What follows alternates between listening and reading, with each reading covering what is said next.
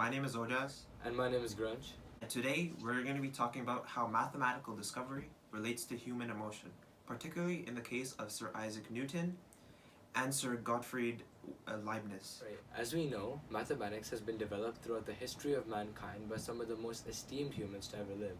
The art of mathematics has been carefully crafted over the years in order to solve some sort of numerical problems or real-life context problems. As we study it today, calculus is presently one of the most important as well as applicable branches of mathematics, being used daily in areas such as science, economics, and also engineering. Calculus is undoubtedly one of the most integral mathematical tools we have today.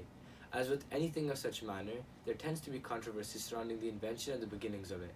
It is widely said and believed that the two men that are responsible for the invention of calculus are Sir Isaac Newton and Sir Gottfried Leibniz. These two were of course extremely important and key figures in the creation of what we now know today as modern calculus.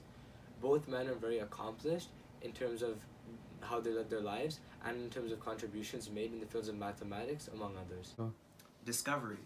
What is it exactly? It is defined as finding or learning something that is completely new in existence. Therefore, there is a lot of emotion that goes through with discovery. So these could include positive emotions such as happiness, excitement, and positivity, and negative emotions such as pride, envy, and greed. So therefore, the emotion that one goes through when discovering is not easily replicated. But in fact, it cannot be replicated in any way, shape, or form. It's impossible. That is why the feeling of discovery is so valuable, and to be known as someone who discovered something is extremely competitive. As previously stated, the drive to feel the emotions of discovery is extremely valuable, and therefore some issues may arise. Two of the founding fathers of mathematics and the sciences, Sir Isaac Newton and Sir Gottfried Leibniz, were extremely crucial in the development of maths and sciences through the transition from the colonial days, where folklore and fairy tale were usually valued over science, to today, where science is usually valued over individual thoughts and beliefs. One of the things the two of them were extremely important in developing was calculus, one of our many units of study. So, what is the calculus controversy, you may ask? Well, it is simply a dispute between the two on who invented calculus first. Newton first stumbled upon calculus as a way to solve physics problems easier, and he initially named this method fluxion, which is Newton's term for the derivative of a continuous function.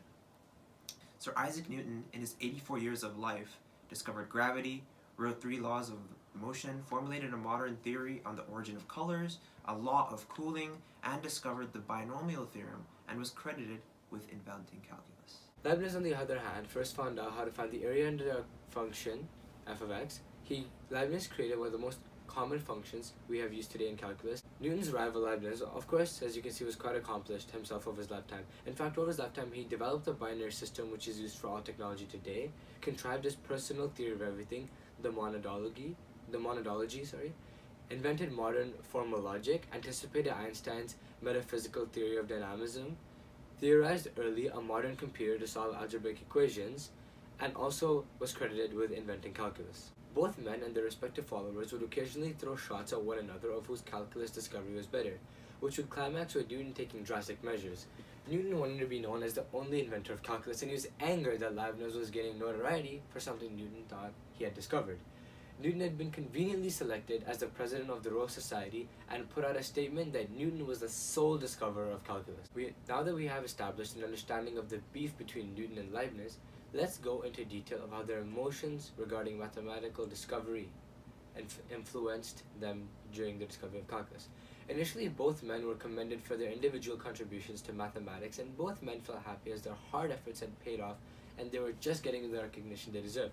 However, the jealousy and pride of Newton led him, by his urge to be the sole discoverer of calculus, led him to disregard his peer Leibniz instead of working with him to further develop their research together. In conclusion, both men worked hard to be known as a discoverer of calculus, and their efforts did not go as vain as their respective works are remembered. Furthermore, Newton's urge to be known as the sole discoverer of calculus led his emotions to overcome his usual rational thinking because of his pride and greed. Newton was also able to prove to the European contingent at the time that he was the true creator of calculus. But at what cost?